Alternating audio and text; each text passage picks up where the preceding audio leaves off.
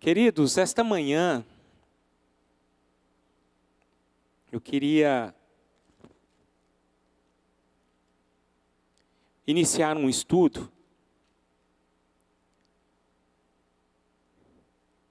e esse estudo será sobre o livro de Jonas.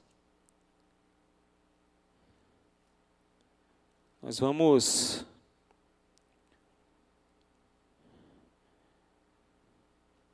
estudar esse livro que eu tenho certeza absoluta que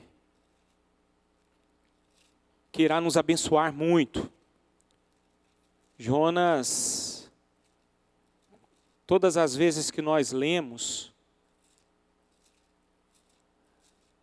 nós enriquecemos muito através do conteúdo dessa mensagem que esse livro transmite. Eu espero que vocês possam participar, tá? E eu também quero convidar aos líderes de dos grupos de vida a estudarem também, a partir dessa quarta-feira, sobre esse livro, tá? Então, provavelmente nós iremos gastar umas 5 reuniões para concluirmos o estudo deste livro. E os grupos, eles estudaram esse segundo semestre sobre oração e jejum. Foi um momento, creio eu, de bastante edificação, crescimento. E agora nós partiremos para essa nova jornada. Eu quero que vocês não se esqueçam que ainda nós continuamos, né, naquele propósito de estarmos em oração e jejum 3 vezes na semana, até o final do ano, amém, queridos? Então, nós, como toda a igreja, está sendo convocada a orar e jejuar toda segunda, quarta e sexta, né? E creio eu que nós estamos sendo bastante edificados, fortalecidos, né, pela graça de Deus, através dessa caminhada. E creio eu que grandes coisas virão, né, em resposta a essas coisas que a gente faz. Né, oração, nós buscamos ao Senhor, e jejum também. Jejum nada mais é do que eu sempre declaro para a igreja, é que nós demonstramos para Deus que nós temos fome dEle, né, nós anseiamos por Ele, né, nós mortificamos a nossa carne para que o Espírito de Deus possa fluir em nossas vidas e através das nossas vidas, né? E creio que todos nós sairemos fortalecidos para a honra e glória do nosso Senhor. E a partir de hoje, queridos, nós estaremos aí estudando este livro, né? E eu convoco, né, vocês participarem, e os grupos de vida também, e os coordenadores a passarem aí para todos os líderes. E na medida que nós estaremos colocando aqui o estudo, o tema, é para que eles possam ministrar também aos grupos. Amém, queridos? Então vamos iniciar aqui o livro de Jonas, capítulo 1, a partir do versículo 1. Antes, gostaria de cumprimentar o pastor Robson. Seja bem-vindo, querido. Um grande prazer, sua presença, viu? Alegra muito o nosso coração. E vamos ler até o versículo 17, que é o capítulo inteiro, que diz assim a palavra. Veio a palavra do Senhor a Jonas, filho de Amitai, dizendo: Dispõe-te, vai à grande cidade de Nínive e clama contra ela, porque a sua malícia subiu até mim. Jonas se dispôs, mas para fugir da presença do Senhor para Tarsis. E tendo descido a Jope, achou um navio que ia para Tarsis. Pagou, pois, a sua passagem e embarcou nele para ir com eles para Tarsis, para longe da presença do Senhor. Mas o Senhor lançou sobre o mar um forte vento, e fez-se no mar uma grande tempestade, e o navio estava a ponto de se despedaçar. Então, os marinheiros, cheios de medo, clamavam cada um ao seu Deus, e lançavam ao mar a carga que estava no navio, para o aliviarem do peso dela. Jonas, porém, havia descido ao porão e se deitado e dormia profundamente. Chegou-se a ele o mestre do navio e lhe disse: que se passa contigo? Agarrado no sono? Levanta-te, invoca o teu Deus. Talvez assim esse Deus se lembre de nós, para que não pereçamos. E diziam uns aos outros: vinde, e lancemos sortes, para que saibamos por causa de quem nos sobreveio este mal. E lançaram sortes, e a sorte caiu sobre Jonas. Então lhe disseram: declara-nos agora, por causa de quem nos sobreveio este mal. Que ocupação é a tua? De onde vens? Qual a tua terra? E de que povo és tu? Ele lhe respondeu: sou hebreu, e temo ao Senhor, o Deus do céu, que fez o mar e a terra. Então os homens ficaram possuídos de grande temor, e lhe disseram: que é isto que fizeste? Pois sabiam os homens que ele fugia da presença do Senhor, porque ele o havia declarado. Disseram-lhe: que te faremos? Porque o mar se nos acalme, para que o mar... Disseram-lhe: que te faremos? Para que o mar se nos acalme? Porque o mar ia se tornando cada vez mais tempestuoso. Respondeu-lhe: tomai-me e lançai-me ao mar, e o mar se aquietará, porque eu sei que, por minha causa, vos sobreveio esta grande tempestade. Entretanto, os homens remavam, esforçando-se para alcançar a terra, mas não podiam, porquanto o mar ia se tornando cada vez mais tempestuoso contra eles. Então clamaram ao Senhor e disseram: ah, Senhor, rogamos-te que não pereçamos por causa da vida deste homem, e não façais cair sobre nós este sangue, quanto a nós inocente, porque tu, Senhor, fizeste como te aprouve. E levantaram a Jonas e o lançaram ao mar, e cessou o mar da sua fúria. Temeram, pois, estes homens em extremo ao Senhor, e ofereceram sacrifícios ao Senhor, e fizeram votos. Deparou o Senhor um grande peixe, para que tragasse a Jonas. E esteve Jonas 3 dias e 3 noites no ventre do peixe. Pai, em nome de Jesus, nós estamos iniciando, Senhor, estes ensinos através deste livro, e eu peço, ó Deus, em nome de Jesus, que tudo o que for anunciado aqui por meio a este livro seja inspirado pelo Espírito Santo do Senhor.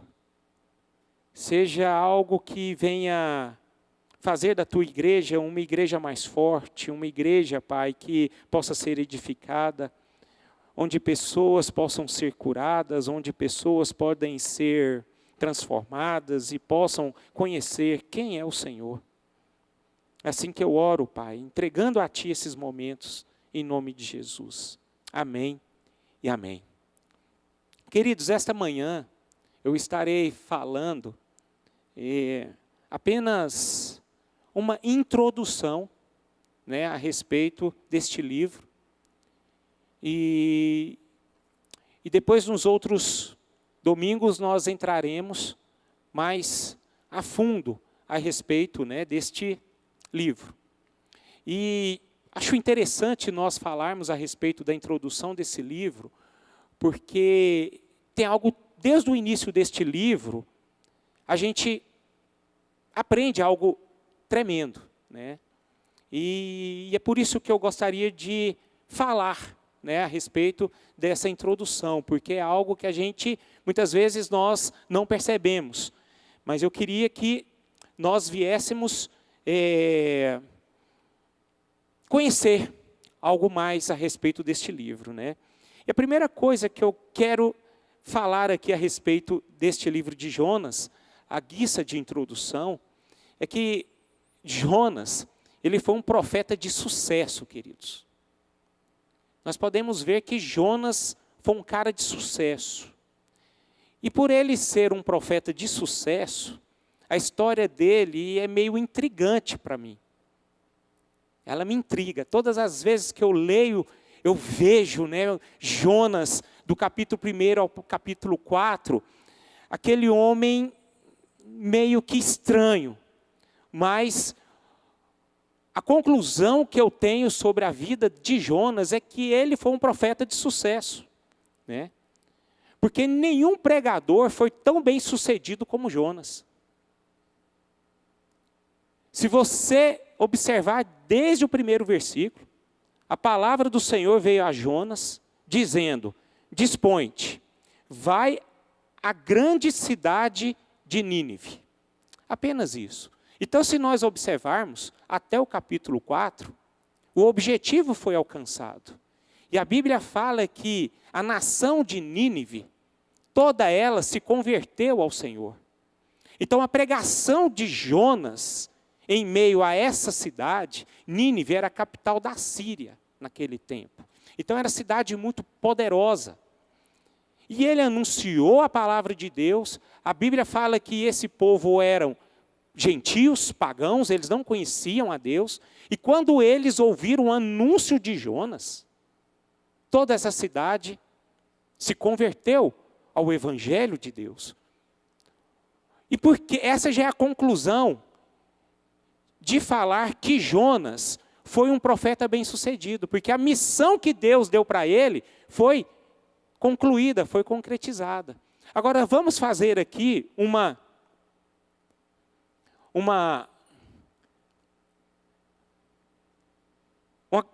contraponto aqui em relação a Jonas. A Bíblia fala que Jesus, ele evangelizou, ele pregou, mas a Bíblia fala que nem todos o seguiram. Se nós observarmos aqui, a pregação de Jonas efetuou algo muito mais impactante no coração das pessoas do que próprio Jesus, nos tempos dele. Né? Então é importante nós entendermos que o quanto Jonas foi uma pessoa que foi relevante ao reino de Deus. Né? Agora, não obstante, Jonas fez todo o possível para que isso não acontecesse. É por isso que isso nos intriga. Uma pessoa que foi bem-sucedida, mas ele não queria isso. Mas mesmo assim, ele foi bem-sucedido. É uma das coisas que Jonas, esse livro de Jonas, nos mostra. E por que Jonas não queria isso? Existem alguns motivos, querido. Existem alguns motivos dos quais Jonas não queria anunciar. Né? Jonas aqui, o momento em que ele estava vivendo, ele estava com o seu espírito indignado. Mas mesmo assim, ele teve sucesso, mesmo diante com o seu espírito atribulado. Eu não vou me ater aqui a respeito, me aprofundar aqui em relação a essa indignação de Jonas, porque eu irei falar no próximo domingo. O nome de Jonas, no hebraico, significa pomba. Mas nós podemos perceber que a sua vida nega o seu nome. Porque Jonas era um ser em conflito. A pomba, ela significa o quê? Paz. Tranquilidade. Espírito. E Jonas, ele estava indignado. Então havia uma controvérsia a respeito do nome dele. Acho interessante que Dionísio Pape diz que o nome de Jonas parecia mais um gavião do que uma pomba. Um gavião apropriado, mais do que uma pomba. E é verdade. Porque Jonas não era um homem pacífico, não era um homem amoroso, ele estava em guerra com Deus, e não só apenas com Deus, mas também com as pessoas. Nós podemos ver na história que Jonas desejava ver a morte e a destruição de seus ouvintes, e não a salvação deles. Isso nos faz concluir que Jonas não é o principal personagem deste livro. E é por isso que eu quero me ater a respeito dessa introdução. Porque nós falamos muito de Jonas, mas Jonas não é o principal personagem deste livro. Porque o principal personagem deste livro é Deus. Deus é a pessoa central deste livro. Porque nós podemos perceber aqui que desde esse primeiro capítulo, a Bíblia nos mostra aqui que Deus, Ele se manifesta de uma forma grandiosa. Ele demonstra exatamente quem Ele era e quem Ele é. Se você observar diretamente no livro de Jonas, Deus, ele começa e termina falando com Jonas. Portanto, queridos, este livro, a pessoa principal dele é o nosso Senhor, é o nosso Criador.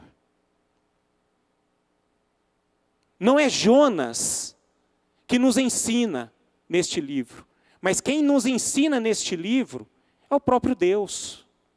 Ele é o principal personagem deste livro. E se ele é o principal personagem deste livro, nós podemos observar de uma forma muito clara os seus atributos.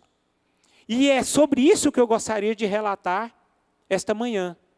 É sobre os atributos de Deus que nós podemos tirar deste livro. E o primeiro atributo que nós podemos tirar de Deus é o seguinte: Deus não tolera o mal. Essa é a primeira lição que nós podemos destacar aqui. E por que Deus não tolera o mal, queridos? Deus não tolera o mal porque Ele é santo.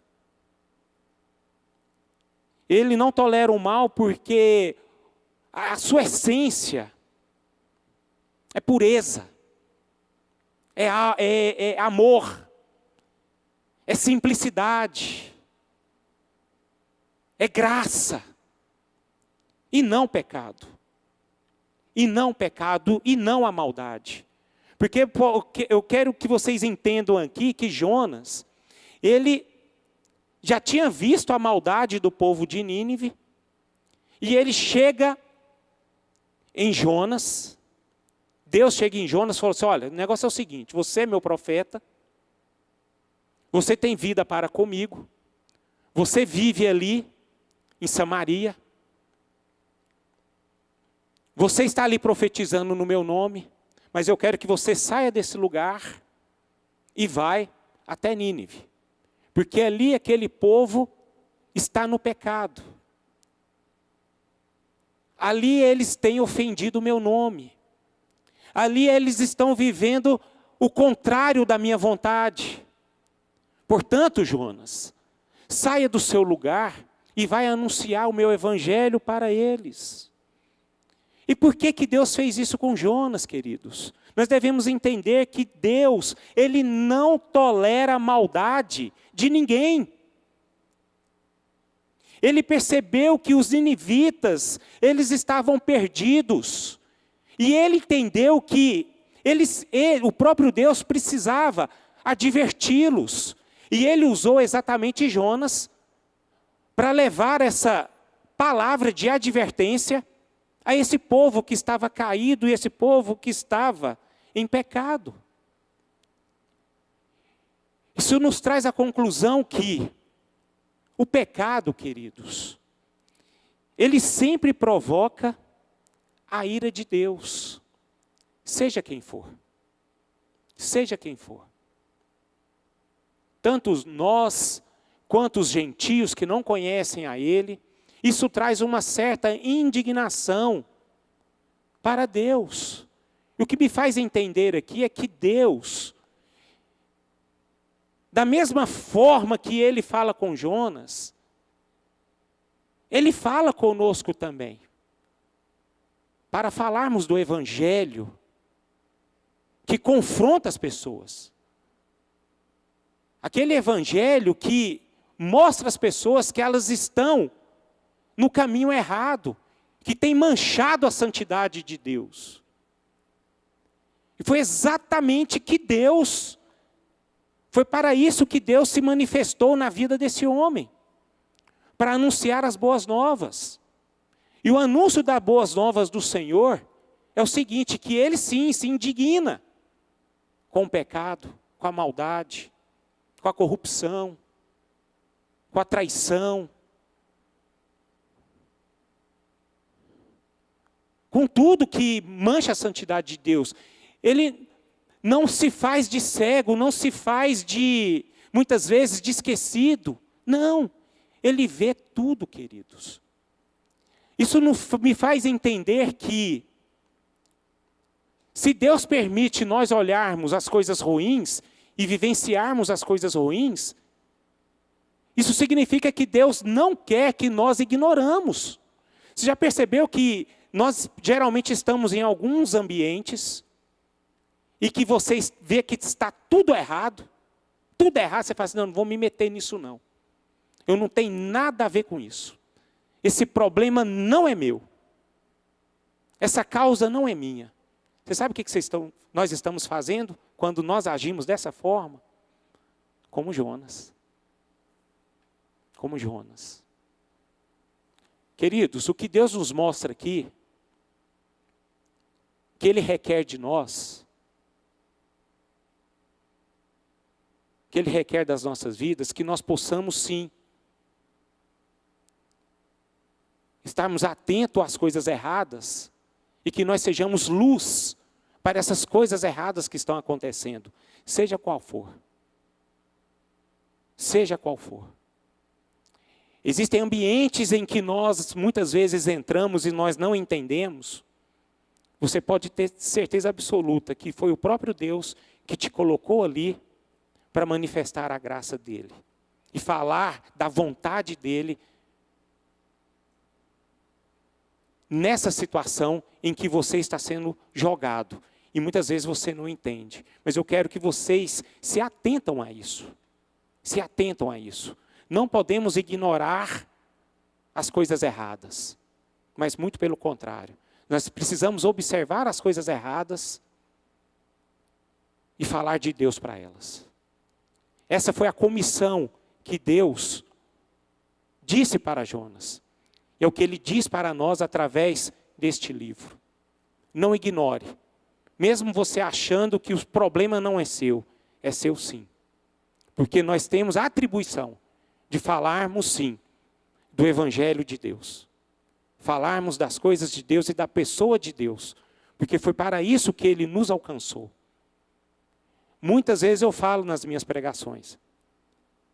Nós aqui fomos alcançados. Mas tem um propósito para isso. A Bíblia fala que nós fomos predestinados para sermos a imagem e semelhança de Jesus Cristo. Todas as vezes que Jesus Cristo via alguma coisa errada, Ele não ignorava. Ele anunciava. Ele falava. A Bíblia fala que Ele entrava na casa de pecadores. Por que Jesus entrava na casa de pecadores? Porque muitas vezes Ele via coisas erradas. E Ele ensinava para eles que eles estavam errados. E logo em seguida, muitas dessas pessoas observavam que estavam erradas e elas se convertiam ao Evangelho de Deus. Foi para isso que Ele nos alcançou, amém? Então, queridos, vamos ficar atentos. Vamos ficar atentos. A Bíblia fala que Deus não faz acepção de pessoas. Contudo, nós vemos que Jonas o fez. E a Bíblia nos adverte que nós não podemos fazer.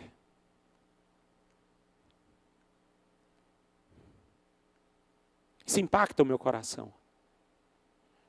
Porque lá no livro de 1 João, a Bíblia fala que Deus é amor. E nós precisamos carregar essa essência de Deus em nossas vidas. E muitas vezes, queridos, vamos sermos bem honestos aqui. Nós fazemos sim acepção de pessoas. Muitas vezes. Isso tem que trazer uma certa indignação para nós. Porque eu tenho certeza que todas as vezes que nós fazemos acepção de pessoas, eu fico imaginando como está o coração de Deus em relação a nós mesmos. Mas eu acho interessante que Deus ele não desiste. Mesmo quando Ele vê que a gente não ama, Ele sempre arruma circunstâncias para que nós venhamos demonstrar sim o amor dEle. Porque foi exatamente o que aconteceu com Jonas.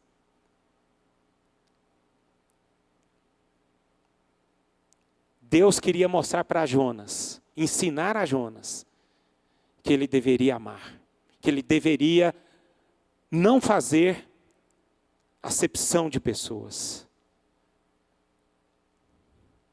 Amém, queridos? Vamos prestar atenção. Acho interessante que Deus ele não faz acepção de pessoas em sua misericórdia e nem na sua disciplina. Porque Deus não tem dois pesos e duas medidas. E toda a maldade que existe incomoda sim Deus. E nós fomos escolhidos para sermos luz deste mundo. Luz deste mundo. Onde tem maldade, há trevas. Mas nós que conhecemos o Evangelho de Deus, nós que carregamos o Espírito Santo em nossas vidas, nós carregamos uma luz. Essa luz não é nossa própria, mas é a luz do Espírito Santo. Onde nós chegamos, ela precisa o quê? Clarear. Ela precisa dissipar as trevas. Ela precisa demonstrar o Evangelho de Cristo. E tudo que as pessoas precisam neste mundo. Segundo atributo de Deus que manifesta nesse livro, que nós podemos observar, nada pode deter Deus. E ninguém pode impedir sua mão de agir. No livro de Jonas aqui nós podemos ver a ação de Deus o tempo todo, queridos. Deus estava por detrás de tudo, por trás de tudo. Foi Ele quem chamou Jonas. E depois que Ele chamou Jonas, Ele provoca uma tempestade. E logo depois de uma tempestade, Ele vai e chama um peixe para engolir Jonas. Queridos, tem hora que eu vejo a Bíblia, e eu só creio porque é a Bíblia. Porque não entra na minha cabeça um ser humano ser engolido por um peixe, ele ficar vivo durante 3 dias. É uma coisa, é só a Bíblia, é só a palavra de Deus. E é por isso que eu acredito. Porque se não fosse na Bíblia, eu não iria acreditar. Mas exatamente foi o que Deus fez. E se Deus fez isso, queridos, nós podemos entender que quando Ele quer fazer algo, nada pode impedir. Se você quer impedir Deus de agir na sua vida e através da sua vida, você pode ter certeza que você não vai conseguir. Porque se Ele tem um plano para você, Ele vai fazer. Mesmo que você pague caro, Ele vai fazer. Ele faz.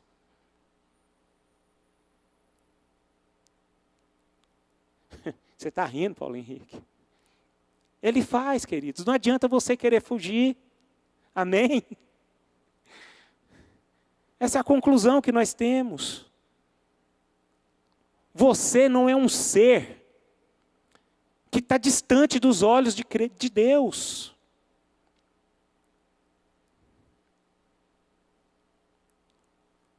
Você não está distante, Ele te vê todos os dias. Ele tem um plano para nós. E esse plano, ele vai se concretizar. A Bíblia me mostra que Ele vê o que está acontecendo. Ele ouve e Ele age. E através desse contexto, Ele quer usar as nossas vidas para demonstrar essa sua característica. Porque Ele vê todas as coisas. Ele ouve tudo. E Ele age. Mas Ele age através das nossas vidas. E é você, querido. Você pode ter certeza. Que escolheu. Para as pessoas verem. Que Ele está em ação. Que Ele move. Que Ele transmite graça. Que Ele salva, que Ele cura. Ele usa exatamente os seus. Para que o nome dEle seja engrandecido e glorificado. E que nada pode deter Ele.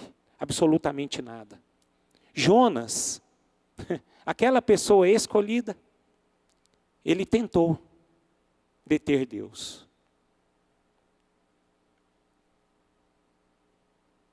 Mas Deus é um Deus que não aceita um não.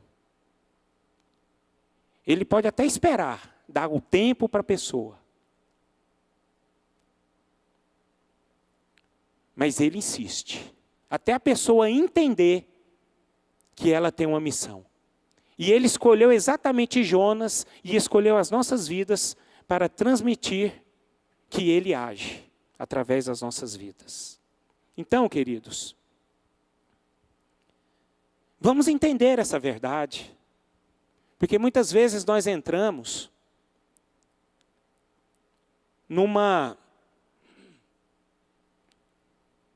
num estágio de apatia na nossa vida espiritual. Há momentos na vida que nós pensamos que Deus esqueceu de nós, acha que a sua vida não tem relevância, tudo que você faz não tem êxito nenhum. Tudo que você faz não está bom, você não vê as coisas frutificarem através da sua vida. Isso é um engano nosso, queridos. Por que eu falo isso? Porque Jonas, a Bíblia fala, lá em 2 Reis capítulo 14, que Jonas foi um profeta que profetizou no tempo de Jeroboão II. E ele falava de Deus. Mas a Bíblia fala que Jeroboão, no seu reinado, as pessoas estavam perdidas. As pessoas não queriam nada com Deus. Jeroboão, a Bíblia fala que Jeroboão foi aquele homem que foi mal aos olhos de Deus. Fez tudo que era errado aos olhos de Deus. Com certeza isso trouxe uma certa indignação para Jonas. Com certeza. Porque imagine você evangelizando, falando, ministrando, falando de Deus. O que você fala? O que vem no seu coração quando você não vê as coisas acontecer? Você fala assim, rapaz, Deus não está comigo. Acho que eu não fui escolhido por Deus. Eu acho que não fui chamado para isso. Eu acho que tudo que eu falo em Deus, para as pessoas é em vão. Isso acaba trazendo a nós o quê? Uma certa tristeza, uma certa apatia. E eu vejo Jonas exatamente nesse estado. Aí, de repente, nesse estado, Deus fala para ele, agora é o seguinte, Jonas, você está pregando aí em Samaria, o negócio aí está tudo errado, aí você vai lá para Nínive. Aí eu fico imaginando o coração de Jonas, naquela tristeza, naquele desânimo de servir ao Senhor, e falar assim, os ninivitas, aquele povo que vai se levantar e destruir Israel, não vou não, porque eles não merecem. Aí você vê que Jonas era um ser em conflito. Mas diante de todo esse conflito que havia no coração de Jonas, Deus manifestou sim o seu poder através da vida desse homem. Isso não foi uma situação em que Deus desistiu de agir através dele. Ele tinha um plano na vida de Jonas. Ele tinha um plano na vida dos ninivitas. E não foi problemas de estado emocional do próprio Jonas que causou a manifestação da graça de Deus sobre aquele povo. Então, meus queridos, esse relato aqui serve para nós. Porque muitas vezes, queridos, nós estamos no mesmo estágio de Jonas. A única coisa que pode acontecer é a gente se prejudicar. Mas Deus, Ele cumpre. Se Ele tem um propósito, Ele vai se cumprir. Amém? Essa é uma verdade. Terceira coisa. Terceiro atributo.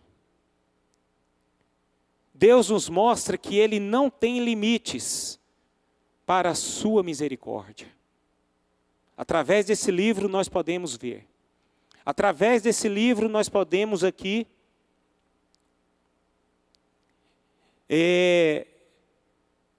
destacar uma verdade que o profeta Jeremias fala em Lamentações. A Bíblia fala que as misericórdias do Senhor são a causa de não sermos consumidos. Porque as suas misericórdias, ela não tem fim. E ela não tem fim mesmo, queridos. Se o mundo dependesse de Jonas, o mundo estava perdido. Mas nós temos que entender que, se o principal personagem do livro de Jonas é Deus, Deus é o principal personagem deste mundo. Esse mundo existe é por causa de Deus. Se nós estamos aqui, se esse mundo aqui existe, esse planeta existe, da sua forma, do jeito que está acontecendo, é por causa da misericórdia de Deus. Por causa da misericórdia de Deus.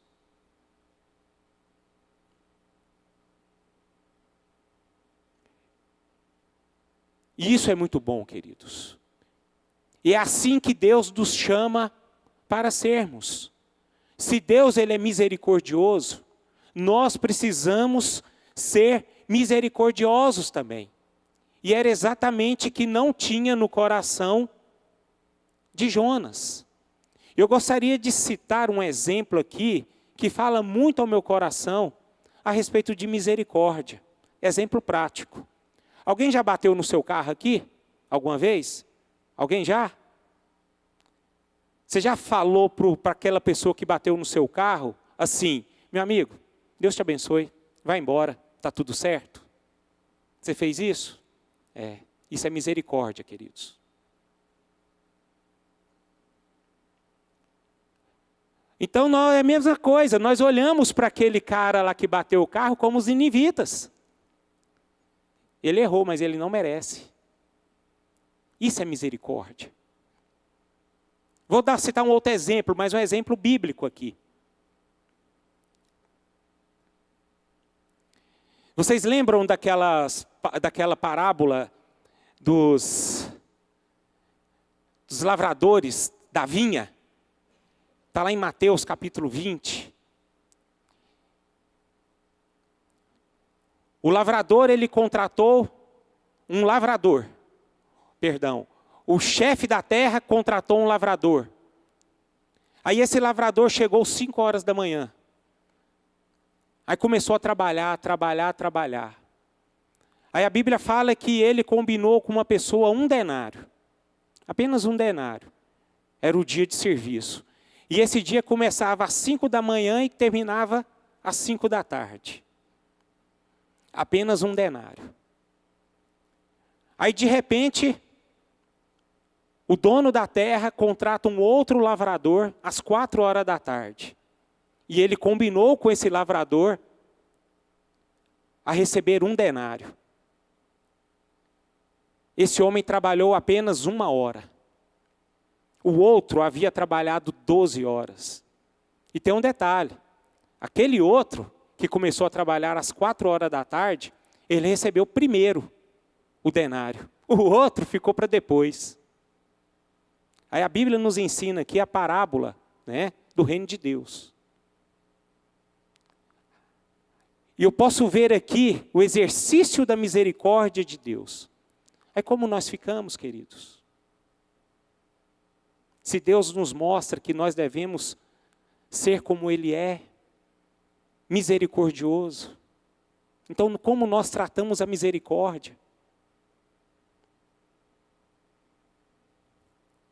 Esse livro confronta a gente, não confronta?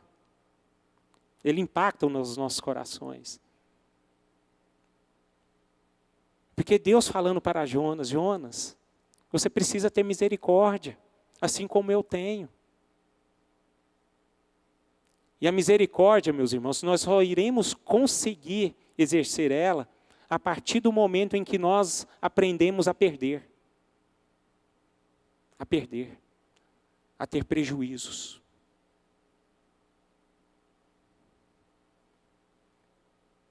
Esse é o reino de Deus. Esses são os atributos de Deus. Muitas vezes nós não entendemos o que é misericórdia, o que é a graça de Deus. E nós precisamos viver essa misericórdia.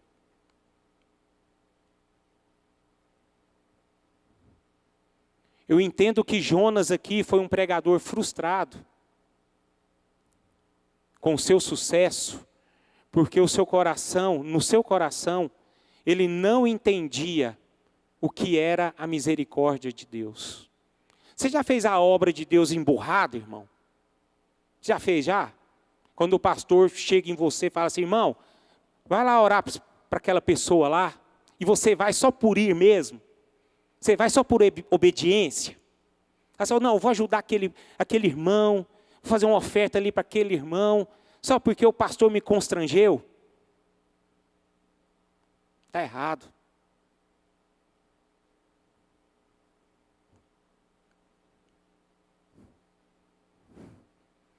A Bíblia fala que nós precisamos, e nos ensina aqui diretamente, exercer a misericórdia todos os dias, independente das pessoas. A Bíblia me fala aqui que Jonas ficou desgostoso com Deus por causa da sua misericórdia. Porque os ninivitas aqui eram inimigos de Israel.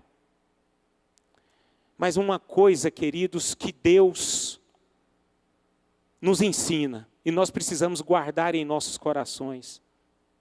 Deus se recusa a odiar os nossos inimigos. Deus se recusa a odiar aquelas pessoas que não merecem. Ele recusa. Nesses últimos dias, nesses últimos tempos, o que nós temos odiado de pessoas, gente, né? Se nós olharmos aí pelo que tem acontecido no nosso país, a gente ficou vendo, ouvindo notícias que aquilo ali fere o coração da gente. A gente olha para a pessoa que está mentindo, está falando coisas horríveis. E o que vem no nosso coração, né? Miserável. Mas o Evangelho de Deus não é assim. O Evangelho de Deus me fala que Ele exerce a sua misericórdia. E que o juízo, queridos, não somos nós que devemos aplicar, mas somente Ele. Nós fomos chamados para demonstrar o amor. E você ganha muito mais as pessoas para Deus, ministrando o quê? Misericórdia. Aplicando a misericórdia em vez de juízo. É por isso que a Bíblia sempre nos fala que nós devemos caminhar no Espírito, andar no Espírito. Você vê o tanto que a Bíblia é maravilhosa? Você tanto que a Bíblia aqui nos ensina? Você vê tanto que a Bíblia, ela confronta diretamente a nossa carne, o nosso coração e a nossa mente. E nós aplicamos muito mais o que está na nossa carne, na nossa mente, em nossas emoções, do que o próprio Evangelho de Cristo. Se existem pessoas que mentem, existe e vão existir, sempre irão existir, mas isso cabe a Deus, não a nós. O que cabe a nós é mostrarmos que existe um caminho do amor, da verdade. Existe um caminho para o juízo de Deus, que fala de arrependimento. Mas para falarmos do arrependimento, nós precisamos falar com amor, e não com condenação.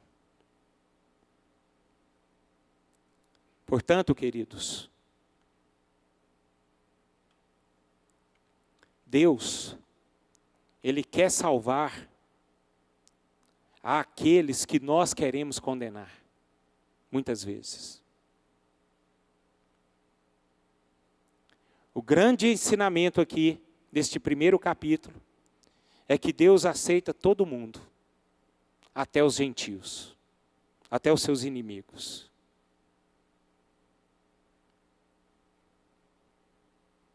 A Bíblia fala que a salvação é uma dádiva oferecida para Deus. E essa salvação é para todos os povos. Todos. Todos os povos. Quarto, atributo de Deus. Nada foge dos planos de Deus e nem do seu controle. Quando Ele quer cumprir, Ele cumpre. Ninguém pode frustrar os planos de Deus e os seus desígnios, embora tentamos, muitas vezes, atrapalhar. Deus tem um plano, e Jonas fez de tudo para atrapalhar este plano. Vamos tomar cuidado com isso, queridos. Ninguém pode frustrar os planos de Deus. Se você tenta frustrar os planos de Deus, o que vai acontecer com Deus é que Ele vai entristecer com a sua vida. E existem muitas pessoas hoje fugindo de Deus.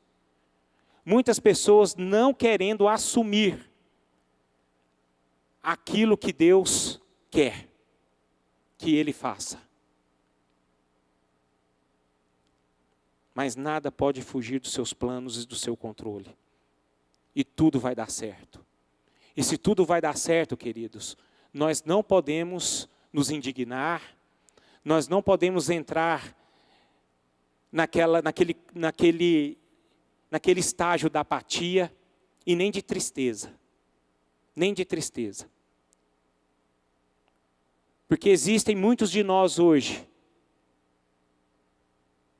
que podemos estar nesse estágio de tristeza, de desânimo, porque só vê escuridão. Está passando por dias difíceis, situações difíceis em todos os aspectos, econômicos, familiar, sentimental. Estão doentes emocionalmente. Mas eu entendo que se Deus olhou para os ninivitas, que precisavam dele, imagine nós, queridos, que somos seus filhos, que somos escolhidos por ele.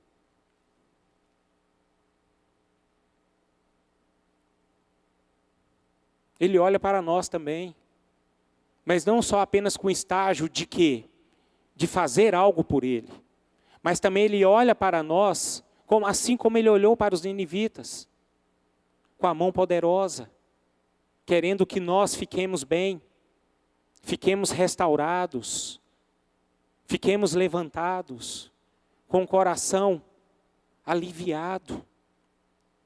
Então, meus irmãos, pode acontecer de que muitos de nós estamos em dias difíceis, mas eu sei que Deus tem um plano para todos nós. E Ele tem um plano para a sua vida. Se você está passando por um dia difícil, Eu sei que Deus tem um plano para você, Ele vai tirar você dessa situação difícil. Dessa situação que está impedindo você de cumprir o plano de Deus. Eu vejo Jonas em sua situação difícil. Não quero condenar Jonas aqui. Mas eu vejo Jonas um cara atribulado de coração. E ele levantou Jonas. Mesmo Jonas não entendendo, mesmo diante da conclusão do que aquele fez, ele precisava ser tratado no seu coração. Mas os planos de Deus não saiu da vida de Jonas. E também pelos ninivitas. Aquele povo estavam perdidos.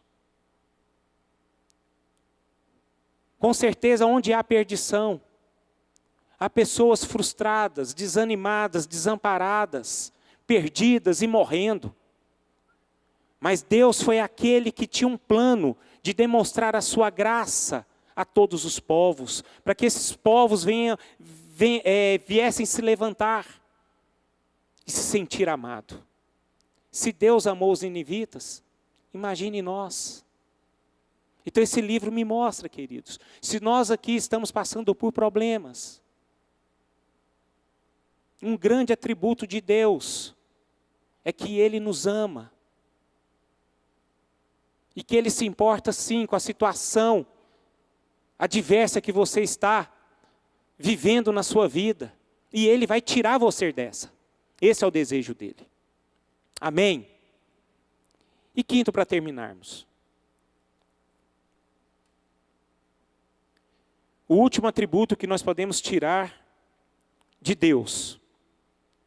A fidelidade de Deus é maior que a infidelidade do homem. Nossa, como Jonas foi infiel a Deus. E mesmo assim Deus não o destruiu. Então o que Deus nos ensina aqui? Em vez de Deus destruir-nos em nossas fraquezas, Deus, Ele nos restaura. Em vez de esmagar-nos por causa dos nossos fracassos, Deus nos ensina por intermédios deles. A Bíblia fala que, mesmo quando somos infiéis, Ele permanece fiel, porque Ele não pode negar a si mesmo. Deus muitas vezes nos usa, apesar da nossa rebelião.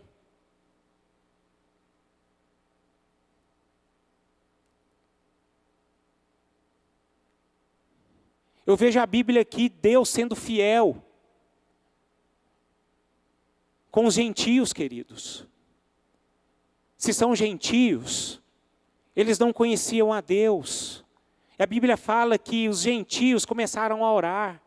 E eles buscaram a Jonas, dizendo assim: Jonas, busca o seu Deus. A Bíblia me mostra que esses homens ficaram desesperados, porque o navio iria naufragar. Eles oravam, eles não sabiam nem como orar. E se eles eram gentios, eles eram considerados o quê? Infiéis a Deus, porque não tem como você ser fiel a uma pessoa que você não conhece. Eles não conheciam a Deus, mas mesmo assim Deus foi fiel a eles. Deus trabalhou na vida deles, Deus tirou eles daquela situação. Então, queridos, o que a Bíblia nos ensina aqui? Que a fidelidade de Deus não depende da nossa fidelidade. Ele sempre vai cumprir, mas não só apenas em nossas vidas, mas na vida de muitos daqueles que nem conhecem a Ele. Ele foi fiel ao seu amor para com o povo aos ninivitas. O que eles mereciam ali, queridos? Morte, condenação, apagão geral. Covid para todo mundo ali. Vou jogar uma praga ali, todo mundo vai morrer. Mas não foi assim que ele fez. Ele quis demonstrar sua fidelidade para os ninivitas. Eu quero que vocês entendam, queridos, não duvidem da fidelidade de Deus. Essa palavra, além de nos confrontar, os atributos de Deus nos mostra muitas coisas que devemos mudar, mas também nos mostra o quanto nós somos amados. O quanto Deus quer o bem da gente. O quanto Deus nos ama. O quanto Deus quer ver vocês felizes, livres de situações em que vocês estão presos. Se os gentios do navio oraram diante de Deus, e Deus o respondeu, imagine nós que somos seus filhos. Então não deixem de orar, queridos, porque o nosso Deus é um Deus que ouve as nossas orações. Ele não rejeita. Embora muitas vezes nós pensamos que Deus esqueceu de nós, Ele não tem sido fiel a nós. Isso é fruto de um nosso coração enganoso, fraco. Isso demonstra para nós que a nossa espiritualidade está a desejar. Mas o certo é que Deus ele é fiel e que nós devemos continuar orando. Mesmo que você não venha você não vê saída na sua vida. Mas eu vejo que quando nós oramos, mesmo nós não tendo forças, Deus sempre manifesta abrindo uma porta de esperança para todos nós. E todos nós, queridos, somos alvo da esperança de Deus.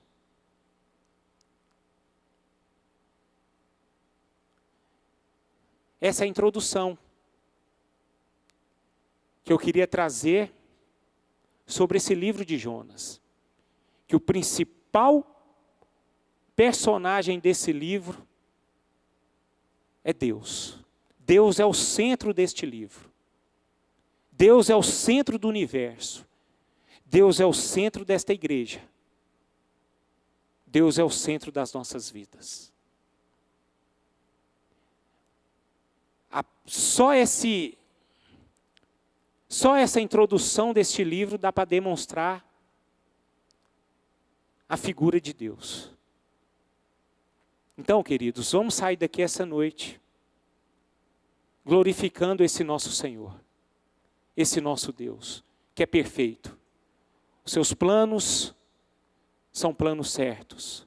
Muitas vezes nós não o entendemos, mas é a forma dele de agir. E o certo é que Ele quer ver todo mundo bem. E que acima de tudo possam ver quem é Ele. Amém? Vamos ficar de pé? Vamos orar?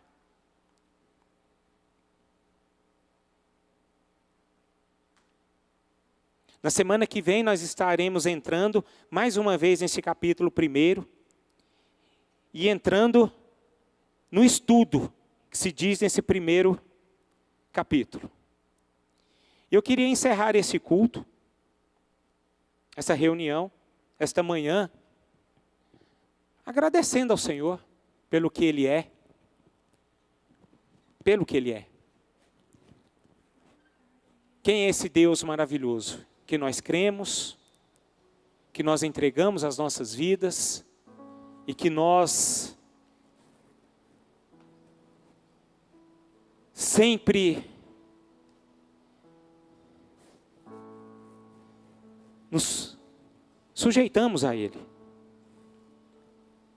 Então, ergam suas vozes agora e adore o seu Senhor. Conversa com Ele. Eu nem sei como é que está a sua vida esta manhã. Eu nem sei o que se passa hoje no seu coração, na sua casa, na sua vida espiritual. Mas o Deus que você serve é um Deus grande, um Deus fiel, um Deus justo, um Deus que te ama, um Deus que tem um plano para você, um Deus que manifesta a graça, um Deus que te livra de todo o mal, um Deus que não te rejeita, um Deus que te perdoa, um Deus que te fortalece, um Deus que te entende. Ele entende você. Da forma como você está, agradeça. Agradeça. Senhor, eu estou mal, mas mesmo assim eu te agradeço. Eu não estou bem, estou passando por muitas dificuldades, mas eu te agradeço. Eu louvo ao Senhor, porque o Senhor é o Deus da minha salvação. O Senhor é o Deus que cuida de mim, que tem o controle da minha história e que tem um projeto na minha vida. Ô Senhor, nós estamos aqui, meu Pai, diante da Tua majestade e glória. Estamos aqui diante da Tua presença, Senhor. E nós, através deste livro, de uma forma introdutória, Senhor, nós observamos e aprendemos um pouco mais daquilo que o Senhor é. Eu quero declarar que o Senhor é tremendo, que não há outro Deus além de Ti, que Tu és o nosso Deus majestoso, glorioso. O Senhor é o Deus que tudo que temos, e tudo que nós temos, Senhor, tudo que nós queremos todos os dias, é a Tua presença em nossas vidas, Pai. Independentemente da nossa situação da vida, Senhor, que estamos passando, nós queremos Te agradecer por todas as coisas. Porque o Senhor é grande. O Senhor é Pai. O Senhor é tremendo. Aleluia. Aleluia. Quão grande é o meu Deus, cantarei quão grande é o meu Deus, e todos hão de ver quão grande é o meu Deus. Você pode declarar mais uma vez, quão grande? Quão grande é o meu Deus, e cantarei quão grande é o meu Deus, e todos hão de ver quão grande é o meu Deus. Por gerações.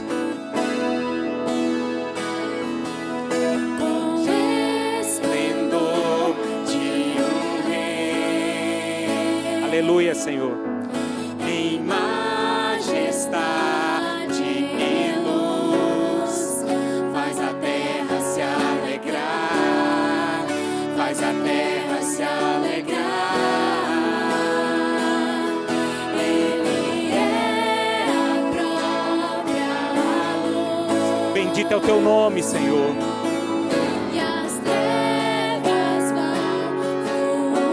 Tu és tremendo, Pai. Tremer com sua voz, tremer com sua voz. Ergam as suas vozes. Quão grande é o meu Deus, E cantarei quão grande é o meu Deus, e todos hão de ver. Quão grande é o meu Deus. aleluia, Senhor.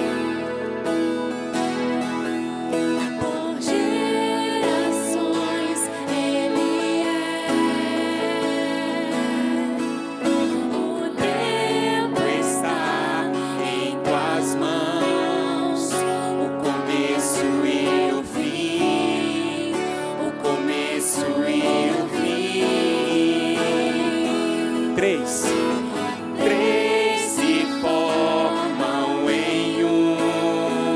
Aleluia. Filho, Espírito e Pai, Cordeiro e leão, Cordeiro e leão, quão grande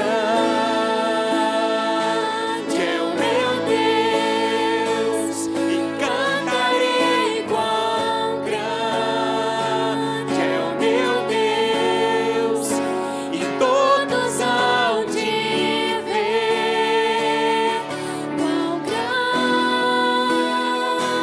é o meu Deus. Aleluia. Mais uma vez, igreja. Quão grande é o meu Deus. Cantarei quão Grande é o meu Deus, e todos hão de ver quão grande é o meu Deus. Sobre todos, sobre todo nome é o seu. Tu és digno do louvor, e eu cantarei quão grande é o meu Deus. Só a igreja, queridos. Quão grande é o Senhor.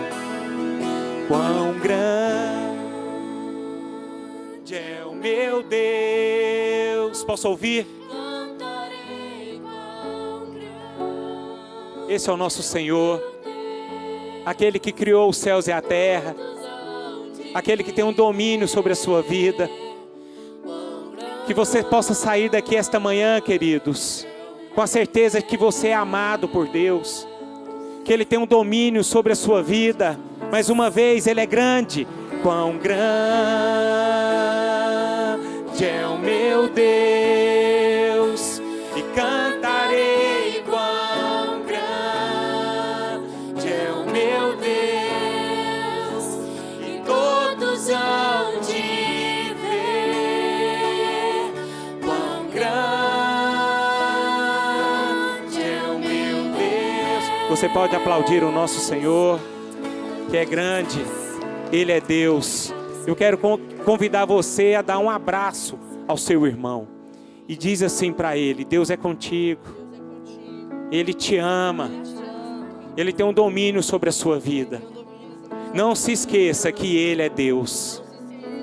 Não se esqueça que Ele é o seu Deus e que Ele vai cumprir a promessa, os planos, os propósitos que Ele tem na sua vida.